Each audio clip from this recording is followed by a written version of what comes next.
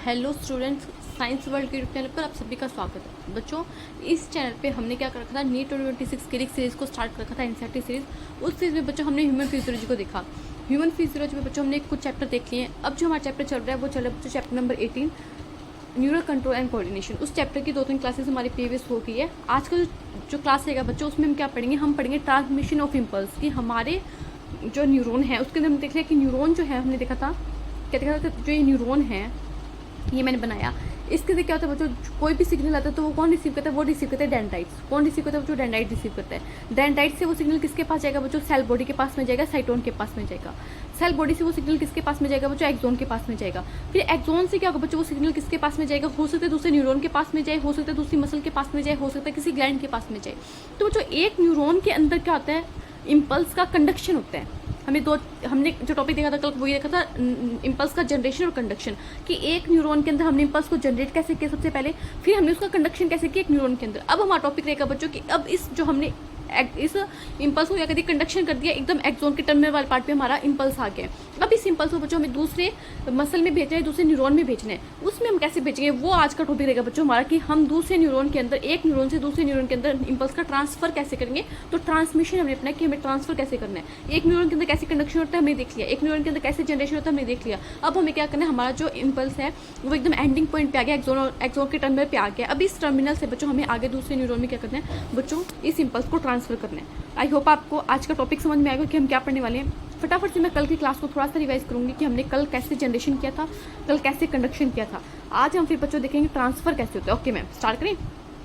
सारे बोलेंगे जय माता दी और सारे बोलेंगे बच्चों एनसीईआरटी माता की जय, जिससे ये पूरी की पूरी एनसीईआरटी हमारे माइंड में सेट हो जाए, हम एक अच्छे से कॉलेज में, मेडिकल कॉलेज में एडमिशन ले पाए। ओके ठीक है बच्चों, स्टार्ट करते हैं। बच्चों कल का हमारा टॉपिक था कि नर्व इम्पल्स का, या मैं बोलूँ एक्शन पोटेंशियल का, मैं ये बोलूँ कि नर्व इम्पल्स का एक्शन पोटेंशियल का जनरेशन कैसे होगा, देन बच्चों उसका हम कंडक्शन कैसे करेंगे। वैसे तो कल की क्लास में हमने पूरी अच्छे से समझ लिया, आज फटाफट से रिवाइज करते हैं। बच्चों जैसे हमने इस टॉपिक को एनसीईआरटी से पढ़ा, तो एनसीईआरटी ने एक बात बोली कि बच्चों हमारी जो न्यूरॉन सेल है, जो न्यूरॉन है वो कैसी सेल बच्चों, एक्साइटेबल सेल है।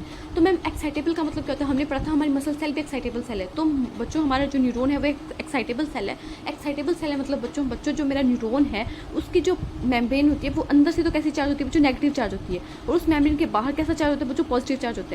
रेस्टिंग स्टेट में मेरी एक्सोन की मेम्ब्रेन के बाहर पॉजिटिव चार्ज होना और मेरी एक्सोन की मेम्ब्रेन के अंदर नेगेटिव चार्ज होना, मतलब मेम्ब्रेन के बाहर और अंदर चार्ज का डिफरेंस होना ही क्या कहलाता है बच्चों, हम बोल सकते हैं कि क्या कहलाता है, पोलराइज्ड कहलाता है। या हमारी मेम्ब्रेन कैसी पोलराइज्ड हो, उसको क्या बोलते हैं बच्चों, हमारी मेम्ब्रेन, हमारे जो न्यूरॉन है वो कैसा एक्साइटेबल होता है। मतलब मैंने क्या बोला बच्चों, हमने बोला कि मैम न्यूरॉन एक एक्साइटेबल सेल है। एक्साइटेबल सेल है मतलब इसका मतलब क्या कि बच्चों रेस्टिंग स्टेट में जो हमारा न्यूरॉन है वो कौन सी फेज में रहेगा, पोलराइज्ड फेज में रहेगा, पोलराइज्ड स्टेट में रहेगा। मैम पोलराइज्ड स्टेट में रहेगा इसका मतलब क्या बच्चों, पोलराइज्ड स्टेट में रहेगा इसका मतलब है कि मेरे जो मेम्ब्रेन है उसके बाहर पॉजिटिव चार्ज रहेगा, उस मेम्ब्रेन के अंदर नेगेटिव चार्ज रहेगा। पूरी मेम्ब्रेन पे बाहर पॉजिटिव चार्ज रहेगा, अंदर नेगेटिव चार्ज रहेगा। तो रेस्टिंग स्टेट में मेम्ब्रेन के बाहर और अंदर चार्ज का डिफरेंस होना, बाहर से पॉजिटिव चार्ज होना, अंदर से नेगेटिव चार्ज होना, इसे क्या बोलते हैं बच्चों, पोलराइज्ड स्टेट बोलते हैं, पोलराइजेशन की स्टेट बोलते हैं। और इसी स्टेट को, इसी चीज़ को क्या बोल जाता है बच्चों, हमारी मेम्ब्रेन जो हमारा न्यूरॉन है वो एक एक्साइटेबल सेल है। ओके मैम, तो एनसीईआरटी ने 3 रीजन बताए इस चीज़ के, क्यों हमारी जो मेम्ब्रेन है वो अंदर से नेगेटिव चार्ज है। फर्स्ट रीजन इसका ये है कि बच्चों हमारे जो मेम्ब्रेन है उसके अंदर क्या होती है, नेगेटिव चार्ज प्रोटीन होती है। मतलब हमारे एक्सोन का जो साइटोप्लाज्म है, जिसे हम एक्सोप्लाज्म बोलेंगे, उसके अंदर क्या होता है बच्चों, नेगेटिव चार्ज प्रोटीन होती है। और इस नेगेटिव चार्ज प्रोटीन के लिए हमारी एक्सोन की मेम्ब्रेन इम्परमिएबल है, तो ये नेगेटिव चार्ज प्रोटीन एक्सोन से बाहर नहीं जा सकती। तो मैम मतलब अंदर रहेगी तो अंदर कैसा चार्ज करेगी, वो नेगेटिव चार्ज करेगी, क्योंकि नेगेटिव चार्ज प्रोटीन है। ओके मैम, सेकंड रीजन क्या है बच्चों, सेकंड रीजन हमारी होता है कि सेल के बाहर यानी न्यूरॉन के बाहर कोई भी सेल होगी उसके बाहर सबसे ज़्यादा अमाउंट में क्या मिलेगा, सोडियम आयन मिलेगा। और सेल के अंदर कौन सा आयन मिलेगा बच्चों, K+ आयन मिलेगा। जो हमारी एक्सोन की मेम्ब्रेन होती है बच्चों वो K+ के लिए तो परमिएबल होती है, तो थोड़ा थोड़ा पोटेशियम, मतलब पोटेशियम क्या करता है, सेल से बाहर चला जाता है, और Na+ अंदर नहीं आ सकता। तो सेल के अंदर का जो प्लस चार्ज है वो भी बाहर जा रहा है, तो प्लस चार्ज भी बाहर जा रहा है, तो सेल अंदर से कैसी चार्ज हो जाएगी बच्चों, नेगेटिव चार्ज हो जाएगी। इसलिए बच्चों हमारी एक्सोन की मेम्ब्रेन अंदर से नेगेटिव चार्ज होती है। सेकंड रीजन ये होगा कि एक्सोन की मेम्ब्रेन का पोटेशियम आयन के लिए परमिएबल होना, और पोटेशियम आयन का along the concentration gradient axon से बाहर चले जाना, जिसकी वजह से सेल के अंदर पॉजिटिव चार्ज की कमी हो जाती है। और सेल कैसे चार्ज होते हैं बच्चों, अंदर से एक्सोन की मेम्ब्रेन अंदर से कैसी चार्ज होती है बच्चों, नेगेटिव चार्ज होती है। थर्ड रीजन क्या बोला गया बच्चों, सोडियम पोटेशियम पंप। ये पंप क्या करते हैं बच्चों, 3 सोडियम को क्या करेंगे, बाहर फेंकेंगे, और 2 सोडियम को अंदर फेंकेंगे।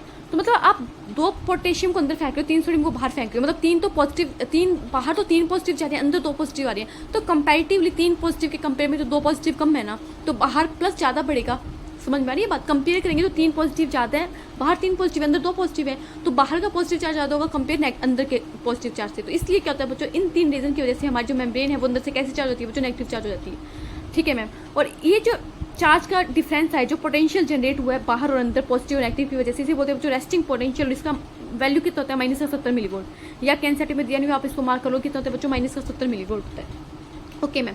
फिर क्या होता है, अब हमने पता चल गया कि हमारा जो न्यूरॉन है वो एक एक्साइटेबल सेल है, रेस्टिंग स्टेट में, पोलराइज स्टेट में, बाहर से पॉजिटिव चार्ज है मेमोरी, अंदर से नेगेटिव चार्ज है। और क्यों चार्ज है, हमने इसके 3 रीजन भी देख लिए। फिर बच्चों हमें क्या करना है, इंपल्स का जनरेशन करें। जनरेशन कैसे होगा, जैसे ही बच्चों आप जैसे बाहर से पॉजिटिव चार्ज है, पॉजिटिव चार्ज है, पॉजिटिव चार्ज है, अंदर से नेगेटिव नेगेटिव नेगेटिव, अंदर से नेगेटिव नेगेटिव नेगेटिव, बाहर से पॉजिटिव पॉजिटिव पॉजिटिव पॉजिटिव। इसको मैं 2 पार्ट में डिवाइड करती हूँ, मेरा ए पार्ट है, मेरा बी पार्ट है। जैसे आपने ए पार्ट पे क्या किया, कोई स्टिमुलस या कोई इन्फॉर्मेशन आई, तो यहाँ पे कहते हैं बच्चों आयंस कौन से, यहाँ पे तो सोडियम आयन का फ्लो अंदर बढ़ जाता है, भर के सोडियम आयन बाहर से अंदर आते हैं। तो क्या होगा, चार्ज उल्टा हो जाएगा, बाहर से हमारी मेमोरी नेगेटिव चार्ज हो जाएगी, अंदर से पॉजिटिव चार्ज हो जाएगी, पे ए वाले रीजन पे। तो इस तरीके से बच्चों चार्ज का उल्टा होना ही, भर के सोडियम आयन का अंदर आना ही एक पार्ट पे स्टिमुलस आते हैं, क्योंकि सेल जो मेम्ब्रेन उसकी परमेबिलिटी बढ़ जाती है, किसी सोडियम आयन की वजह से। इसे बोलते हैं बच्चों डीपोलराइजेशन होना। बच्चों मेरी सेल कैसी होगी, डीपोलराइज होगी, मतलब यहाँ पे एक्शन पोटेंशियल जनरेट हो गया, नर्व इंपल्स जनरेट हो गया। इसका चार्ज कितना होता है बच्चों, प्लस का 30 मिलीवोल्ट होता है। Okay ma'am. बच्चों फिर क्या होता है, दूसरे पार्ट पे बी पे कैसे जनरेट होगा, बच्चों थोड़ा सा मतलब थोड़ा सा सोडियम, इलेक्ट्रिक चार्ज की मूवमेंट को क्या बोलते हैं, करंट बोलते हैं, आपने फिजिक्स में अच्छे से पढ़ा होगा। तो सोडियम का इलेक्ट्रिक चार्ज है, प्लस का चार्ज है, तो इलेक्ट्रिक चार्ज है। तो मेरा जो थोड़ा सा सोडियम है वो कहाँ से जाता है, बी पे चला जाता है। जैसे ही थोड़ा सा सोडियम बी पे जाएगा तो क्या होगा, ए टू बी मूवमेंट होती है अंदर की साइड में, तो बी पे क्या मिलता है, स्टिमुलस मिल जाता है, जिससे बी की मेम्ब्रेन भी सोडियम के लिए परमिएबल हो जाती है, और भर के सोडियम अंदर आ जाता है, जिससे बी का चार्ज भी उल्टा हो जाता है, मतलब बी भी कैसे होगा, डीपोलराइजेशन स्टेट में आ गया। और बाहर सर्किट को पूरा करने के लिए मेरा करंट का फ्लो कैसे होगा, B2A होगा। अंदर A to B और अंदर कैसे होगा, A to B होगा, ध्यान रखना ये अंदर है, इनसाइड है, और आउटसाइड कैसे होगा बच्चों, B2A होगा। Okay ma'am. तो इस तरीके से बच्चों क्या होता है, मेरे चार्ज का मैं बोल सकती हूँ, मेरे नर्व इंपल्स का, मेरे एक्शन पोटेंशियल का जनरेशन होता है और कंडक्शन होता है। सोडियम आयन की एंट्री होती है ए वाले पार्ट पे, तो चार्ज उल्टा हो जाता है। और फिर क्या होता है बच्चों, बाहर से कैसे चार्ज होती है, मेम्ब्रेन नेगेटिव, अंदर से पॉजिटिव। इसी क्या बोलते हैं बच्चों, जनरेशन होना इंपल्स का। फिर थोड़ा सा सोडियम बी वाले पार्ट पे चला गया, तो बी वाले पार्ट पे स्टिमुलस आए, तो बी वाली मेम्ब्रेन भी सोडियम के लिए परमिएबल होगी, तो भर के सोडियम आयन अंदर आ गए, तो जिसकी वजह से बी पे भी क्या हो गया बच्चों, अंदर से पॉजिटिव चार्ज होगी मेम्ब्रेन, बाहर से नेगेटिव चार्ज होगी। और सर्किट को पूरा करने के लिए A to B अंदर जा रहा है, A to B अंदर जा रहा है इनसाइड, तो आउटसाइड कैसे जाएगा बच्चों, B2A जाएगा सर्किट को पूरा करने के लिए। ये बातें में ध्यान रखनी है। फिर ये बात है ना मैम, ए डीपोलराइज हुआ था, बट ये जो डीपोलराइजेशन होता है वो थोड़े से टाइम के लिए होता है। वापस से क्या होता है बच्चों, जो मेरे ए वाले पार्ट पे कहते हैं, वापस से पोटेशियम के लिए परमेबिलिटी बढ़ती है, ए वाले पार्ट पे पोटेशियम के लिए परमेबिलिटी बढ़ती है, और भर के पोटेशियम बाहर चला जाता है, मतलब वापस से क्या हो गया, प्लस साइन बाहर चला गया। तो वापस से बच्चों ए वाले पार्ट पे कहते हैं, मेरे मेम्ब्रेन अंदर से नेगेटिव चार्ज होती है, बाहर से पॉजिटिव चार्ज होती है, इसे बोलते हैं डीपोलराइजेशन होना। इससे क्या बोलते हैं बच्चों, डीपोलराइजेशन होना। वापस से मेरी जो ए वाली मेम्ब्रेन वो कौन सी स्टेट में आएगी, पोलराइज स्टेट में आएगी, वापस से आई तो इसे बोलेंगे डीपोलराइजेशन। ठीक है, क्योंकि जो इंपल्स का जनरेशन होता है वो थोड़े से टाइम के लिए होता है। ठीक है, वापस से मेम्ब्रेन की परमिबिलिटी चेंज होती है, पोटेशियम आयन की परमिबिलिटी बढ़ जाती है, भर के पोटेशियम आयन सेल के अंदर से बाहर चला जाता है, और परमिबिलिटी चेंज होती है, इसे बोलते हैं जो डीपोलराइजेशन होना। ऐसे बी पे हो जाएगा, फिर वापस से फिर बी से सी पे कंडक्शन होगा, बी वापस से डीपोलराइज स्टेट में आ जाएगा, फिर सी वापस से डीपोलराइज स्टेट में आ जाएगा। ऐसे करके बच्चों क्या होता है, ये कंडक्शन चलता जाता है, और लास्ट में हमारा जो ये एक्सोन का टर्मिनल है, जहाँ पे सिनेप्टिक लोब होती है, वहाँ पे पहुंच जाता है। अब हमने क्या कर दिया बच्चों, एक्सोन के टर्मिनल वाले पार्ट पे क्या कर दिया बच्चों, हमने क्या कर दिया, कंडक्शन करवा दिया, किसका, हमारे नर्व इंपल्स का, हमारे एक्शन पोटेंशियल का। मतलब हमारा जो मैसेज है वो कहाँ तक पहुंचे बच्चों, हमारे जो एक्सोन का टर्मिनल वहाँ पे पहुंच गया। मतलब ये मैंने एक्सोन बनाया तो इसका टर्मिनल कुछ ऐसे होता है, सिनेप्टिक लोब होती है, तो यहाँ पे पहुंच गया। ठीक है बच्चों, अब इसको यहाँ पे कोई दूसरा न्यूरॉन है, ऐसे करके कोई दूसरा न्यूरॉन, उसके से डेंड्राइट है।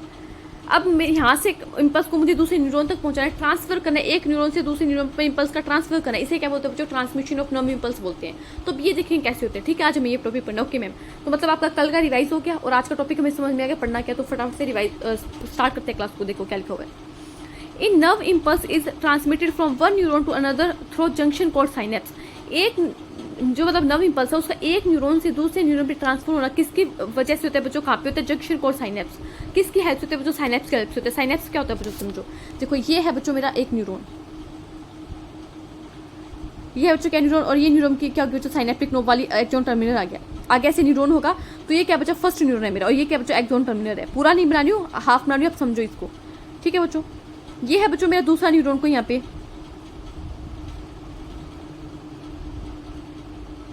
ऐसे उसकी एक्सोन टर्मिनल होगी, यहाँ पे साइनेप्टिक नोब होगी, और यहाँ पे इसके डेंड्राइट होंगे ऐसे। ठीक है, ऐसे इसके डेंड्राइट होंगे। तो बच्चों ये सेकंड न्यूरॉन है मेरा, ये फर्स्ट न्यूरॉन है मेरा, और ये बच्चों क्या मेरा सेकंड न्यूरॉन है। तो एक न्यूरॉन से दूसरे न्यूरॉन पे इम्पल्स का ट्रांसफर होना क्या कहलाता है बच्चों? ट्रांसमिशन ऑफ नर्व इम्पल्स कहलाता है। और ये किसकी वजह से होता है बच्चों? ये बीच में जो जंक्शन है इसे बोलते हैं साइनेप्स। एक न्यूरॉन और दूसरे न्यूरॉन के बीच का जो जंक्शन है वो क्या कहलाता है बच्चों? साइनेप्स कहलाता है। तो साइनेप्स में क्या है? ये होता है बच्चों, ये जो फर्स्ट न्यूरॉन है इसे बोलेंगे, फर्स्ट न्यूरॉन की जो मेम्ब्रेन इसे बोलेंगे pre synaptic membrane. First neuron की मेम्ब्रेन को क्या बोलेंगे बच्चों? इसको मैं रेज करती हूँ और बाकी सारी चीज़ों को। फर्स्ट न्यूरॉन की जो मेम्ब्रेन है बच्चों, जो एक्सोन टर्मिनल वाला पार्ट है, इसे क्या बोलेंगे बच्चों? प्री साइनेप्टिक मेम्ब्रेन बोलेंगे। क्या बोलेंगे? Pre synaptic membrane. साइनेप्स से पहले की मेम्ब्रेन है मतलब प्री साइनेप्टिक मेम्ब्रेन। ठीक है बच्चों। सेकंड न्यूरॉन की जो डेंड्राइट वाला मेम्ब्रेन होगा इसे बोलेंगे बच्चों post synaptic membrane. Post synaptic membrane. बच्चों ये पोस्ट साइनेप्टिक मेम्ब्रेन और प्री साइनेप्टिक मेम्ब्रेन के बीच में मैंने कुछ गैप बनाया है, ये क्लेफ्ट बनाई है, कुछ दरार बनाई है, इसे बोलते हैं बच्चों synaptic cleft. Synaptic cleft, synapse में जो क्लेफ्ट उसे बोलेंगे बच्चों साइनेप्टिक क्लेफ्ट। तो बच्चों एक साइनेप्स क्या होता है? इन तीनों को मिला के मैं बोलती हूँ साइनेप्स। तीनों को मिला के क्या बोलती हूँ? साइनेप्स बोलती हूँ। Pre synaptic membrane, post synaptic membrane और प्री साइनेप्टिक मेम्ब्रेन और पोस्ट साइनेप्टिक मेम्ब्रेन के बीच का क्लेफ्ट, दरार, उसे क्या बोलते हैं? Synaptic cleft. इन तीनों को मिला के बच्चों क्या बोला जाता है? एक साइनेप्स बोला जाता है। बच्चों ये दरार जरूरी नहीं कि दो न्यूरॉन के बीच में हो, मतलब साइनेप्टिक क्लेफ्ट साइनेप्स में एब्सेंट भी हो सकती है, प्रेजेंट भी हो सकती है। मैंने क्या बोला बच्चों? मैंने ये बोला कि जो साइनेप्टिक क्लेफ्ट है मेरी जो साइनेप्टिक क्लेफ्ट है, जो दरार है दो न्यूरॉन के बीच में, ये प्रेजेंट भी हो सकती है, मे बी प्रेजेंट और मे बी एब्सेंट, दो पॉसिबिलिटी है। अगर बच्चों ये प्रेजेंट है, साइनेप्टिक क्लेफ्ट प्रेजेंट है, तो उस साइनेप्स को बोलूंगी बच्चों मैं केमिकल साइनेप्स। मैं नेक्स्ट पेज पे बोल देती हूँ। साइनेप्टिक क्लेफ्ट का प्रेजेंट होना एब्सेंट होना दोनों पॉसिबिलिटी है। अगर ये प्रेजेंट है बच्चों, ये प्रेजेंट है, साइनेप्टिक क्लेफ्ट प्रेजेंट है, तो ये जिस साइनेप्स में साइनेप्टिक क्लेफ्ट प्रेजेंट होती है उसे बोला जाता है केमिकल साइनेप्स। मतलब साइनेप्स की दो टाइप होगी, किसके बेस पे? साइनेप्टिक क्लेफ्ट के प्रेजेंट होने के बेस पे या ना होने के बेस पे, तो इसे बोलेंगे बच्चों chemical synapse.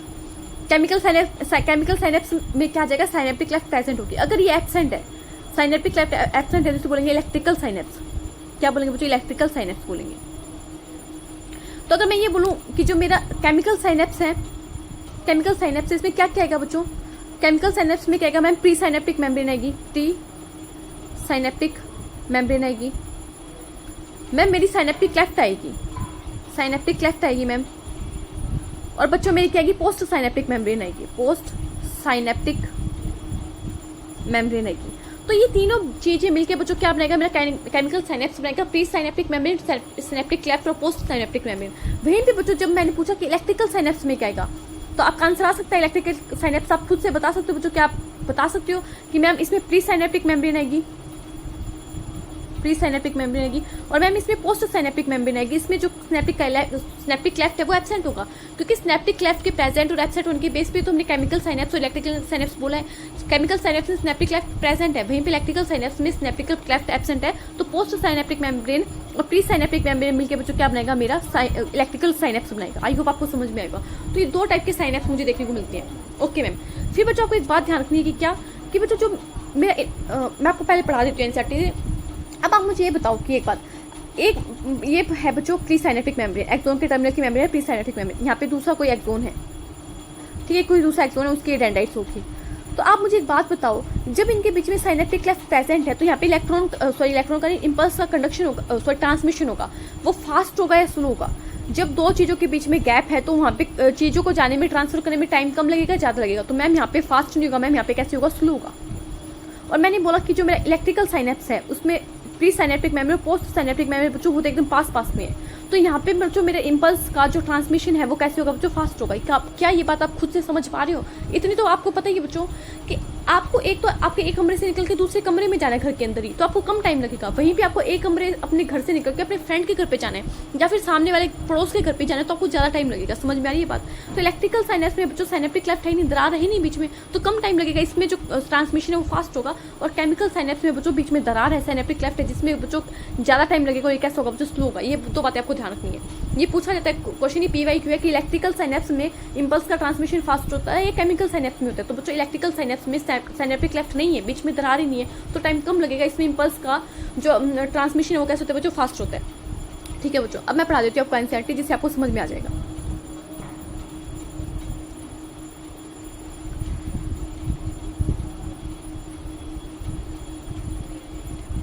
Transmission of impulse की, नर्व इम्पल्स का ट्रांसमिशन कैसे होता है, हमने ये टॉपिक पढ़ना है।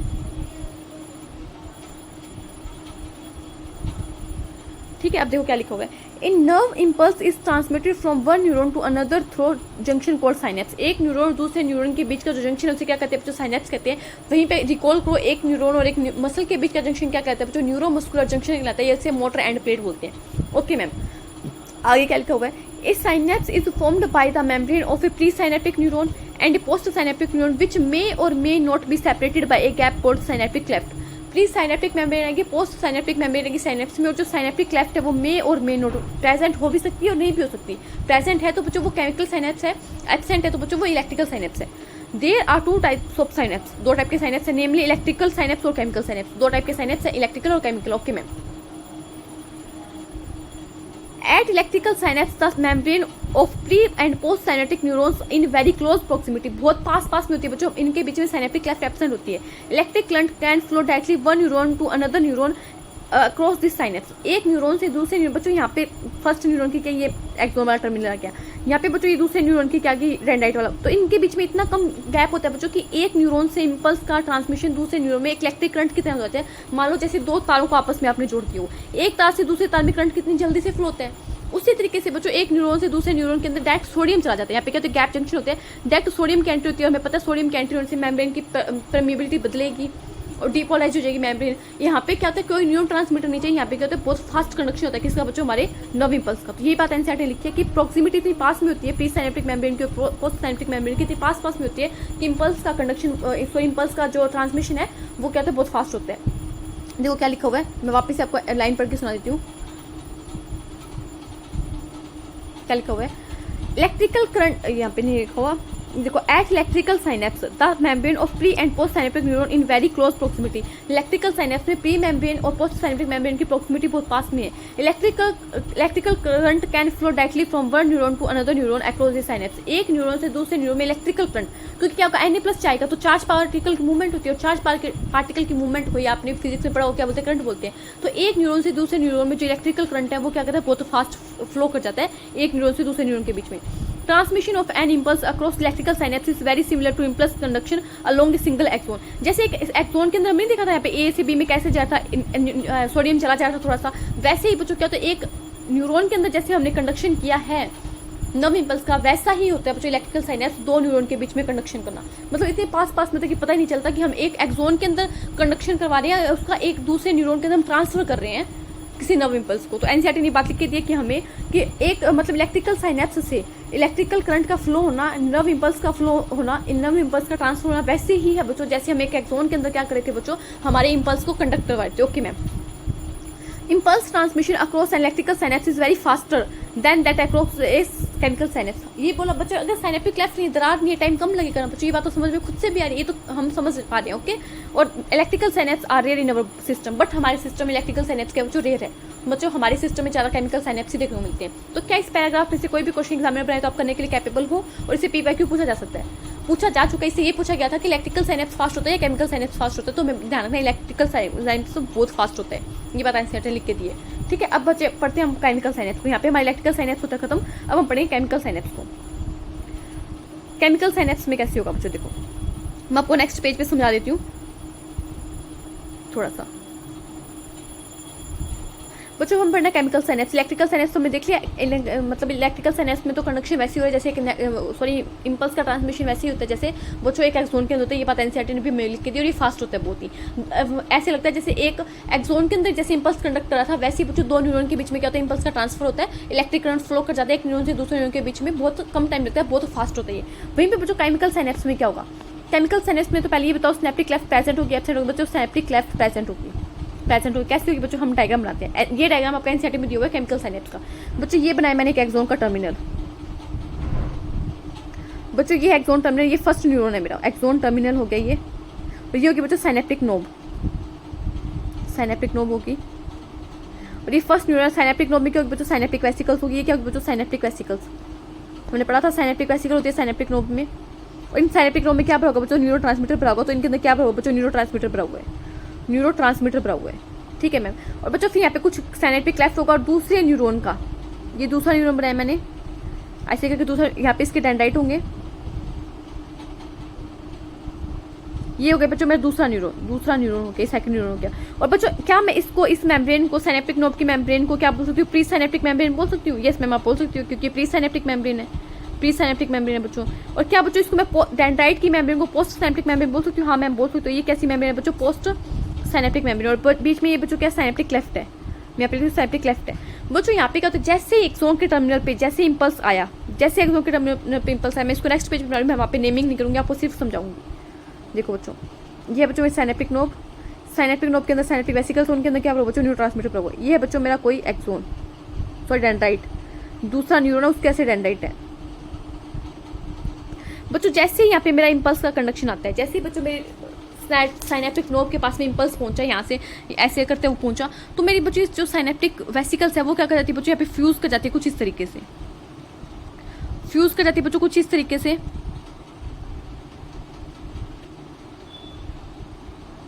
बच्चों यहाँ पे ऐसे फ्यूज कर जाती है और न्यूरोट्रांसमीटर सारा साइनेप्टिक क्लेफ्ट में रिलीज कर देती है मेरे इंपल्स के कंडक्शन होने पर साइनेप्टिक नोब पे। तो यहाँ पे सारा न्यूरोट्रांसमीटर रिलीज कर दिया बच्चों साइनेप्टिक क्लेफ्ट में। और जो पोस्ट साइनेप्टिक मेम्ब्रेन है, जो पोस्ट साइनेप्टिक मेम्ब्रेन बच्चों, यहाँ पे क्या होता है, इसके रिसेप्टर होते हैं, यहाँ पे क्या होता है बच्चों इसके रिसेप्टर होते हैं, यहाँ पे क्या होता है बच्चों रिसेप्टर होते हैं। और इस रिसेप्टर पे बच्चों क्या होता है, मेरा न्यूरोट्रांसमीटर लग जाता है। जैसे ही पोस्ट साइनेप्टिक मेम्ब्रेन के रिसेप्टर पे मेरा न्यूरोट्रांसमीटर लगता है, मेरी सेल ये कैसी हो जाती है बच्चों, मेरी जो दूसरा न्यूरॉन तो उसमें क्या होता है बच्चों, इंपल्स पहुंच जाता है, इंपल्स का कंडक्शन हो जाता है, सो इंपल्स का ट्रांसफर हो जाता है, बार बार कंडक्शन निकला बच्चों, सॉरी तो हो जाता है बच्चों, इंपल्स का ट्रांसफर हो जाता है। तो किसके ऐप्स होते हैं बच्चों, न्यूरोट्रांसमीटर के ऐप्स होते हैं। अब देखो इसको आपको पढ़ा देती हूँ। देखो eight a chemical synapse,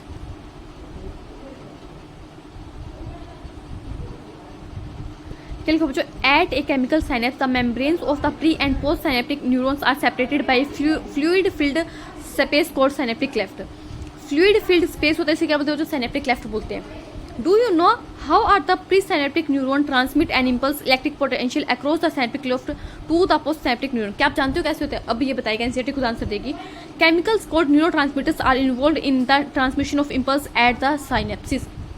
synapse पे न्यूरोट्रांसमीटर क्या होते हैं बच्चों, इन्वॉल्व होते हैं किसमें, ट्रांसमिशन करने के लिए इंपल्स के। The axon terminal contains vesicles filled with this neurotransmitter. क्या होती है साइनेप्टिक नोड में वेसिकल्स होती है। When an impulse action potential arrives at the axon terminal, जैसे एक्शन पोटेंशियल एक्सोन टर्मिनल पे पहुंचेगा, it stimulate the movement of the synaptic vesicle toward the membrane where they fuse with the plasma। देखो बच्चों कैसे होता है, देखो ये डायग्राम की नेमिंग करने के लिए क्या आप कर सकती हो, यहाँ पे साइनेप्स को दिखाया गया बच्चों। ये जो है ये बच्चों मेरा एक्सोन है, ये एक्सोन का टर्मिनल है, और एक्सोन के टर्मिनल पे बच्चों ये क्या साइनेप्टिक वेसिकल्स है, ये क्या बच्चों साइनेप्टिक वेसिकल्स है। और बच्चों ये में जो क्या होगी, प्री साइनेप्टिक मेम्ब्रेन होगी, और यहाँ पे जैसे कैसे फ्यूज करके मेरी साइनेप्टिक वेसिकल्स, और यहाँ पे इन्होंने क्या कर दिया बच्चों, न्यूरोट्रांसमीटर रिलीज कर दिया। और ये बच्चों बीच में दरार है साइनेप्टिक क्लेफ्ट, और ये क्या बच्चों दूसरे जो मेरा न्यूरॉन है उसकी मेम्ब्रेन, इसे बोलेंगे पोस्ट साइनेप्टिक मेम्ब्रेन, और उसके ऊपर क्या लगे बच्चों, रिसेप्टर लगे हुए हैं। तो ये क्वेश्चन आपसे पीवाईक्यू पूछा गया कि रिसेप्टर कहाँ पे होता है, तो रिसेप्टर पोस्ट साइनेप्टिक मेम्ब्रेन पे होता है। ये क्वेश्चन पीवाईक्यू है। तो pre synaptic membrane, synaptic cleft और पोस्ट साइनेप्टिक मेम्ब्रेन को मिलाकर क्या बोलते हैं बच्चों, साइनेप्स बोलते हैं। वो भी कैसा साइनेप्स है, केमिकल साइनेप्स है। ठीक है, आई होप आपको ये डायग्राम समझ में आ गया। अब देखते हैं आगे एनसीईआरटी क्या बोल रही है।